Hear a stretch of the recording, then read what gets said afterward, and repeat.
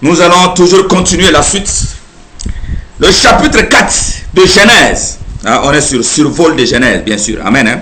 Le chapitre 4 de Genèse, nous voyons que chapitre 3, on a vu l'homme déjà a chuté, le péché est arrivé, l'homme est chassé de la présence de Dieu. Et donc, le chapitre 4, nous voyons déjà que l'homme commence par se multiplier. Amen. Et nous voyons la descendance de Adam. Amen. Et Ève. Et les premiers, ceux qui sont célèbres, c'est les Caïn. Il y a Caïn et Abel. Alléluia. Caïn et Abel. La Bible dit qu'Abel était un homme de bien, qui avait la crainte de Dieu, qui servait le Seigneur selon le cœur, selon son cœur même. Alléluia. Et Caïn, alors, n'adorait pas, voilà. C'est question de quoi? Parle des offrandes et tout ça, n'est-ce pas? Donc, c'est l'adoration. Donc, Caïn n'adorait pas, adorait Dieu, mais l'adoration, n'est-ce pas, de Caïn ne touchait pas le cœur de Dieu. Mais Caïn et Abel sont tous fils d'Adam, donc fils de Dieu, les enfants de Dieu. Alléluia. Bon, cependant, il y a séparation, il y a jalousie, il y a tout ça. L'ennemi a réussi à s'infiltrer là entre eux pour semer des divisions. C'est la même chose maintenant. Dans l'église, il y a des Caïns et il y a des Abel. Et Caïn, lui, il va toujours combattre Abel. L'esprit de Caïn dans l'église, dans les groupes, l'esprit de Caïn combat toujours l'esprit d'Abel. C'est la même chose, ce qui se passe. Parce que l'adoration d'Abel monte à Dieu. C'est une adoration de bonne odeur. Mais l'adoration de Caïn n'est pas de bonne odeur. Il y a des haines dans le cœur. Il y a une jalousie dans le cœur. Ça, c'est l'esprit de Caïn qui est en train d'agir. Si tu es là en train d'enflouir ton frère, ta soeur à cause de ce qu'il a reçu le don de prophétie, le don de cela, en train de faire l'œuvre du Seigneur, toi peut-être tu as reçu un don, mais un don qui se manifeste, mais de façon cachée. Amen. Mais toi tu veux être comme lui. Tu veux que les gens le voient te voient comme lui. Et tu te lèves, tu entres dans la rébellion contre lui et donc contre Dieu. Amen. Connaissez la suite. Je cite ça simplement pour nous. Et donc Abel ici aussi est quoi? Est un type de Jésus-Christ. On a déjà dans la typologie de Jésus-Christ, on a vu également Adam est le type de Jésus-Christ. Amen. Là, Abel également est le type de Jésus-Christ. Alléluia. Et Jésus-Christ et ses enfants, ses rachetés, l'église. Gloire à Dieu. Tous ceux qui marchent dans la vérité. Amen. Donc, chapitre 4 et chapitre 5, nous voyons là la descendance de quoi? De qui? De Adam. Donc, tout le monde a déjà vu ça, vous pouvez revoir encore. On ne peut pas entrer dans ça. Amen. Et donc, le descendant célèbre que Dieu va choisir, c'est qui? Noé. Alors, vous allez voir, Noé, âgé de 500 ans, engendra Sem, Cham, Japheth. Sem, Cham, Japheth. Amen. Hein? Les Sem, qui entendent à la radio, les antisémitistes, qui entendent ça. Donc, quand on dit les antisémitistes, ce sont les gens qui ont la haine contre Israël. Donc, les sémitistes, la descendant, ou bien les descendants de Sem, ce sont les Israéliens. Israël. Amen. Nous, là, on doit certainement, les Africains, tout ça, on doit être dans Cham. Bon. Amen, amen. Vous allez chercher ça.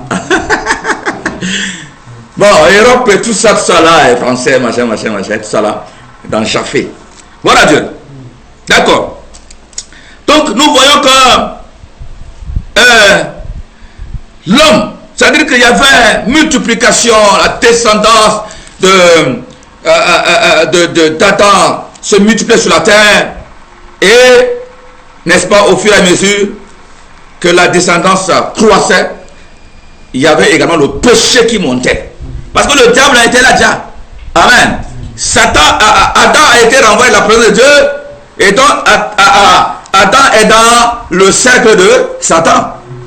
C'est Satan qui commande et Satan est dans les ténèbres. On n'est pas surpris. C'est comme ça a commencé directement avec Caïn. Amen. Le péché va monter maintenant. Et la Bible dit quoi? N'est-ce pas? Et Et il y aura le point culminant de péché. C'est quand la Bible dit que les fils de Dieu étaient descendus pour se marier, je parle comme ça, aux filles des hommes. De leur descendance naquirent. Ah, j'ai bien conjugué quand même. Amen. Naquirent les géants. Les géants étaient nés. Amen. Les géants étaient nés de leur union. Et les géants, c'est quoi? Géants dans le pays. Mais là, c'est la même chose. C'est qui va conduire Dieu à faire quoi?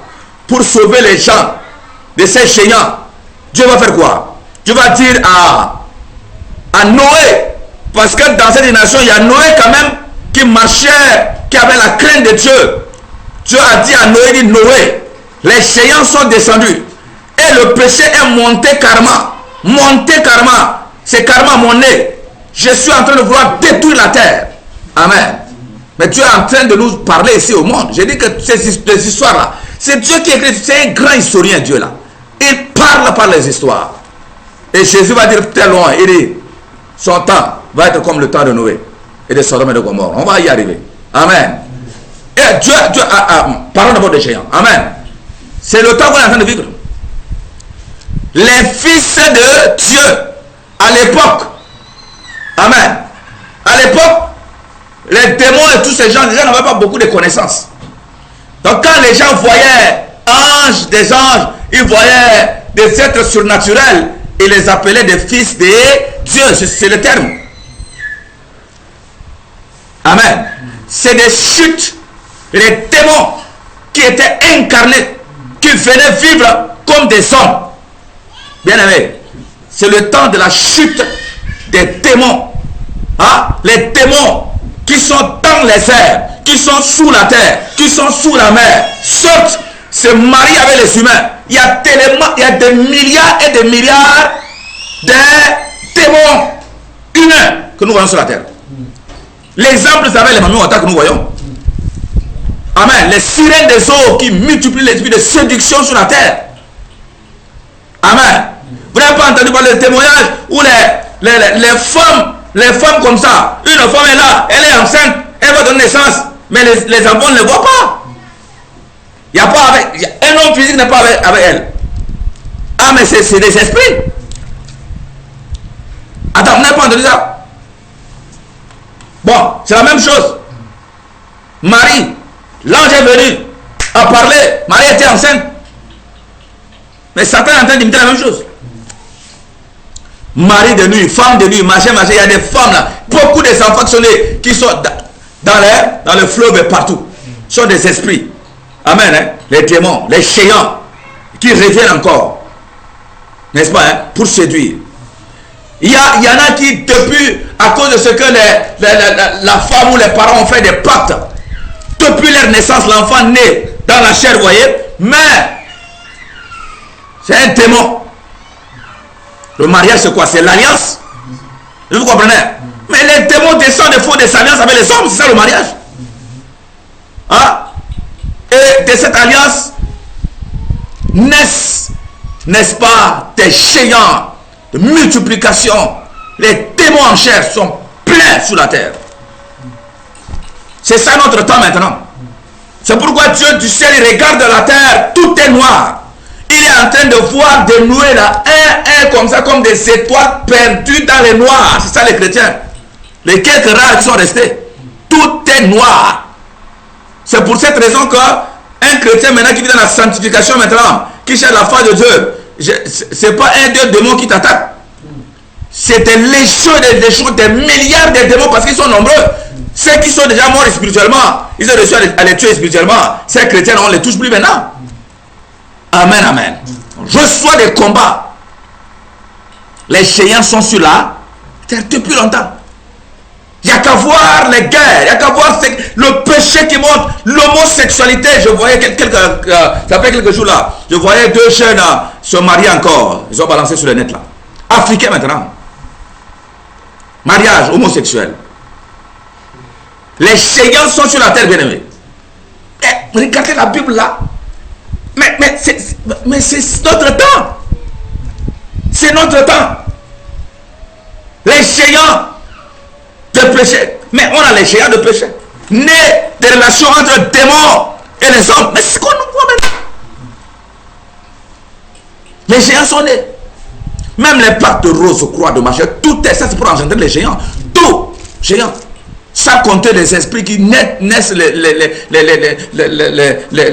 enfants qui naissent de la relation intime, spirituelle entre les femmes et les démons. Sans compter ça, il y a beaucoup de choses. Les pactes, la femme dit, moi je viens, donnez-moi l'enfant, mais cet enfant, vous allez le consacrer, tout ça. Mais l'enfant naît charnellement, mais c'est un démon. Alléluia. Face à ça, qu'est-ce qu'il faut faire? Dieu a déjà prévu. Lâche. Alléluia. Il dit Noé. Alléluia. Et là, Dieu va bâtir l'arche à partir de quelques rares qui sont là, qui marchent dans l'intégrité devant lui. Dieu va choisir Noé. Il dit Noé, je me répands d'avoir créé l'homme. Je prends la résolution de détruire le monde. Mais comme toi, tu es fidèle devant moi, je vais te sauver, toi et ta famille. Et j'imagine aussi qu'il dit, tous ceux qui vont croire en toi, ton message. Alléluia. Et construis le bateau, construis l'arche. L'arche ici, c'est un type de Jésus-Christ. L'arche là, quand vous avez étudié Exode, tu as dit, construisez-moi le tabernacle. Ils ont mis l'arche là aussi, n'est-ce pas? Hein? Avec la présence de Dieu. La présence salvatrice de Dieu. Amen. Hein? L'arche.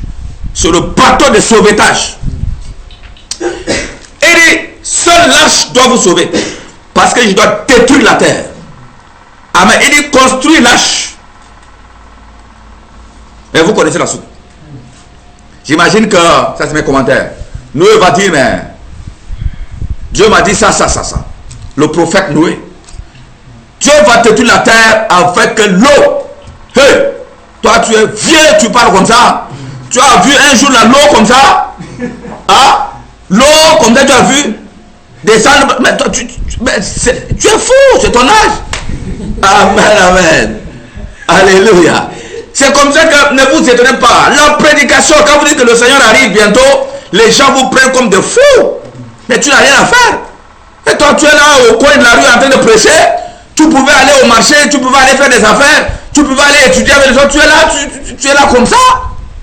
Jésus, vous cassez la tête des gens. Amen, amen. C'est la même chose. Oh, laisse-nous aller au marché.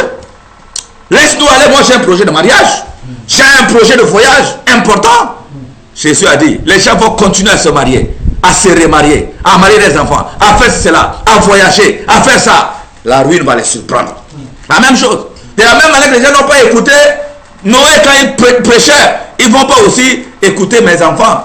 Mais Noé que je vais, n'est-ce pas, disposer, mes prophètes et tous ces gens. Alléluia. Vous connaissez la suite. Ils ont refusé. Cependant, Noé et sa maison étaient sauvés. Parce que Noé était resté comment? Intègre. Noé n'a pas dit, mais quand les gens ne l'ont pas cru là, quand les gens ont dit, mais non, mais quand tu as fou tout ça là, Noé n'a pas dit, non, est-ce que moi j'ai écouté Dieu quand même? Est-ce que c'est Dieu quand même? Non. Noé avait la foi. La foi de Noé, la sauve. La foi en bateau. Ah, gloire à Dieu. Ah, la foi en Jésus. Amen, amen. Le bateau représente Jésus-Christ qui devait venir pour nous sauver. Dieu était en train de dire que je vais envoyer mon fils. C'est lui qui va être le chemin par lequel vous allez être sauvés de ces géants de péché. Amen. C'est pourquoi Jésus a dit, je suis le chemin, je suis la vérité et je suis la vie. Nul ne peut être sauvé que par moi. Vous devez passer par moi. Vous devez entrer dans l'arche. Alléluia. Waouh, gloire à Dieu. Et vous connaissez la suite. Hein? Les gens vont être endurcis. Ne va prêcher, les gens vont être endurcis. Donc, les gars, nous ne prêchons pas forcément pour amener les gens à la conversion. Mais nous prêchons aussi pour que les gens entendent simplement. Ne sois pas surpris, tu peux sortir, tu prêches, les gens ont entendu ce bon. Pourquoi tu veux forcément, tu te fais de soucis, tu veux que forcément ils se convertissent? Non. Prêche. Tu écoutes, il se convertit, bon, si ne se convertit pas, ça va. On peut pas aller supplier les gens à se convertir. Il y a des chrétiens comme ça. Quand ils viennent prêcher, ils disent je te supplie d'accepter. Non, prêche-lui la vérité. Il entend, il se convertit, il n'entend pas, c'est bon. Alléluia. Les gens n'ont pas entendu. Une prédication de feu de Noé. Hein? Les gens n'ont pas écouté. Finalement, Noé est entré. Les crapauds vont entrer. Les reptiles vont entrer. Les lions qui représentent les bagarreurs, ils vont entrer. Les voleurs, c'est quoi? Ils vont entrer. Amen, amen. Les serpents, les menteurs, ils vont entrer. Alléluia. Impudicité, là, on va prendre quel animal maintenant? Les chiens. Alléluia. Les chiens vont entrer. Dernière minute, hein. Alléluia, ils vont entrer. Comme le message est destiné à eux, ils ne veulent pas. Les crapauds vont entrer. C'est pour cette raison que quand Jésus était mort, première personne qui était sauvée, c'est le voleur à sa droite. Pierre est resté encore là. Marie même est restée encore. Amen. Les apôtres sont restés. Le premier qui est entré dans l'arche, c'est un voleur. C'est un mystère. C'est pourquoi Dieu a dit, Jésus a dit, ces gens, les voleurs, tout ça, ils vont nous précéder dans le royaume de Dieu. Ça veut dire quoi? Nous qui sommes avant, des chrétiens, si on fait comme on va devenir des pharisiens, on va devenir des gens endurcis de cœur. Et le gars qui a fait toute sa vie jusqu'à derrière lui, il va entendre la parole. Et il va croire à 100%. Il te dépasse. Alléluia. Oh. Donc les crapauds sont entrés. Les scolopendres. N'est-ce pas, hein? Les scarabées sacrés. Tout ça sont entrés.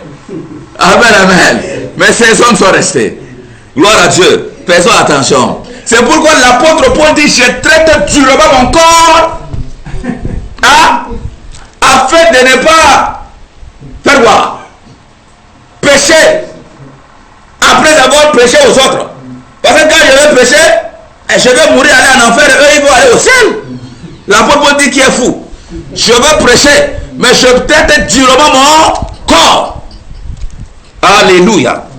Donc l'arche va sauver Noé et sa famille. Regardez, sa famille, l'église de famille. Très important. Ta maison, ta famille.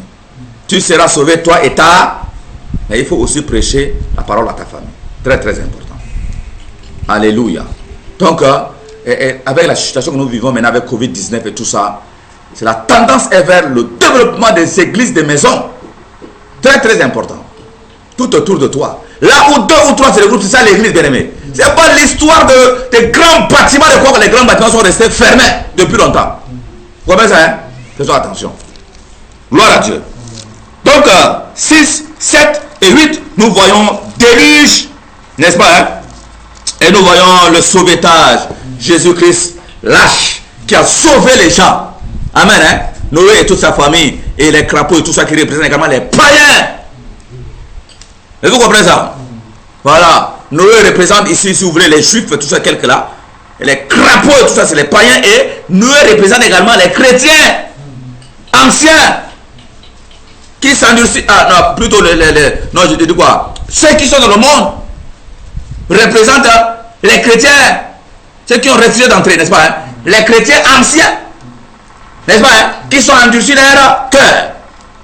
Et les animaux. Amen, hein? Ceux qui étaient des païens. Qui vivaient dans tout ça, mais qui à la dernière minute se sont saisis de l'occasion. Alléluia. Gloire à Dieu. Donc voilà un peu, nous bénissons le Seigneur pour là où on est arrivé. On va maintenant